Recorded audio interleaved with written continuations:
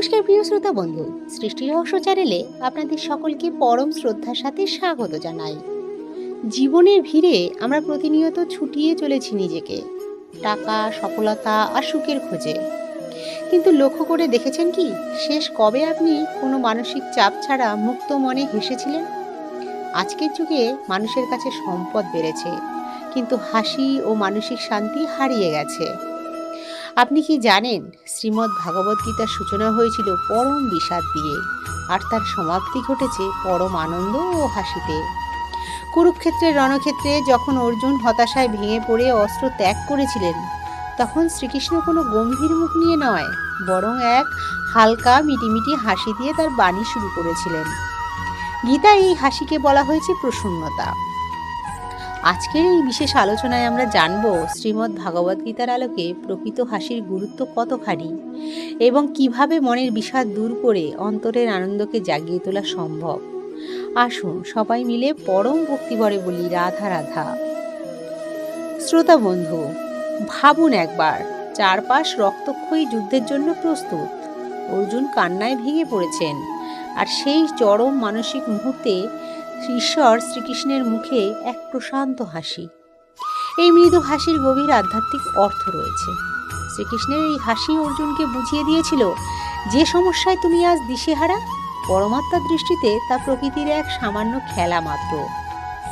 হাসি হলো আমাদের ভেতরের সেই বিশ্বাস, যা বড় থেকে বড় সংকটকেও ছোট করে দেয়।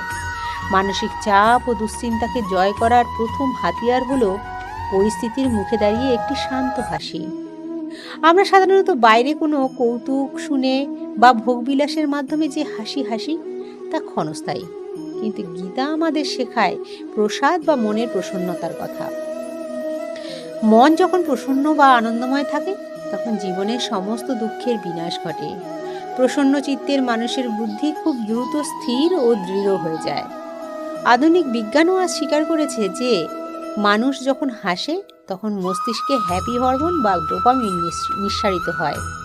কিন্তু গীতা বিজ্ঞানকেও ছাড়িয়ে বলে, বাইরের পরিস্থিতি যাই হোক না কেন, আত্মার ভেতরের আনন্দকে বাঁচিয়ে রাখাই হলো আসল স্থৈর্য। যে মানুষ নিজের ভেতরের আনন্দের উৎস খুঁজে পেয়েছে, সে কখনো বিষাদের অন্ধকারে ডুবে যায় না। গীতায় মানুষের স্বভাব ও কর্মকে 3 গুণে ভাগ করা হয়েছে: সাত্ত্বিক, রাজসিক এবং তামসিক। এই 3 গুণের ভিত্তিতে আমাদের হাসি ও আনন্দের ধরনও আলাদা হয়। তামসিক হাসি, কাউকে অপমান করে, কষ্ট দিয়ে বা অন্যের ক্ষতি দেখে যে ক্রূর হাসা হয়, তা তামসিক। এটি মানুষকে পদের অবনতি ঘটায়। রাজসিক হাসি, কেবল নিজের অহংকার, বস্তুগত প্রাপ্তি বা ক্ষণস্থায়ী শারীরিক ভোগের ফলে যে উচ্ছলতা আসে, তা রাজসিক। এই আনন্দের পরই ক্লান্তি ও হতাশা নেমে আসে। সাত্ত্বিক হাসি, যা শুরু সাধনকালে কঠিন মনে হলেও পরিণামে অমৃতের মতো শান্তি দেয়। আত্মজ্ঞান, দয়া, ক্ষমার মাধ্যমে অন্তরে যে পবিত্র অমলিন হাসি ফুটে ওঠে, তাই হলো সাত্ত্বিক প্রসন্নতা। শ্রীকৃষ্ণ আমাদের শেখান, অন্যের চোখে জল এনে নয়, বরং সবার জীবনে প্রেম ও শান্তি ছড়িয়ে দিয়ে মনের সাত্ত্বিক আনন্দকে টিকিয়ে রাখতে। প্রিয় দর্শক, কিভাবে আমরা আমাদের দৈনন্দিন জীবনে এই গীতাময় আনন্দ ও হাসিকে ফিরিয়ে আনব? মনকে প্রসন্ন রাখা, সবার সাথে সৌম্য বা সুন্দর ব্যবহার করা এবং চিন্তাকে শান্ত রাখাই হলো মনের আসল পূজা।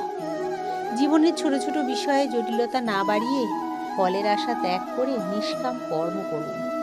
মনে রাখবেন, আপনার হাসি যেন কেবল একটি বাহ্যিক অভিনয় না হয়, তা যেন ঈশ্বরীয় বিশ্বাসের বহিঃপ্রকাশ হয়।